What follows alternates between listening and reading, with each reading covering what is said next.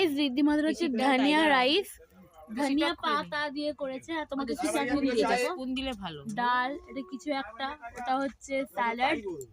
তুই তোর কাজ হচ্ছে এই পিকলটা ছিঁড়ে দেওয়া। ওটা হচ্ছে কিছু একটা। তোমাদেরকে আবার গার্লিক দিয়েছে। ও ওই দেখো গাইস, খাই নাও। দাদিকে গার্লিকই দিয়েছে নাকি? ধনিয়া রাইস। ধনিয়া রাইস। আর এখানে ঋদ্ধিমার রুটি। ও গাইস চলো, আমি এসব খাবো না, আমি কলা আর রুটি। দাঁড়া এই যে এবারে চলো দেখি। বাই নাও। পড়বে।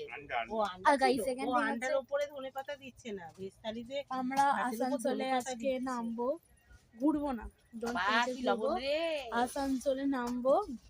আমাদের রাত্রে আরেকটা সেকেন্ড ট্রেন আছে, আড়াইটায় নামবো। এই ট্রেনটা আমরা টিকিট পাইনি বলে আমরা যাচ্ছি না খড়গপুর অব্দি। আর তার জন্য আমরা খড়গপুর অব্দি মানে যাই হোক জানি না কত অব্দি। আসানসোলে তুমি ট্রেনটা করে যাচ্ছি, আর ওখান থেকে ট্রেন চেঞ্জ করে সেখানে কোনো ব্লগ করবো, কারণ রাত্রি আড়াইটার সময় ট্রেনটাতে নামবো, ইচ্ছা করবো ঘুম পাবে, তো ব্লগ করবো না।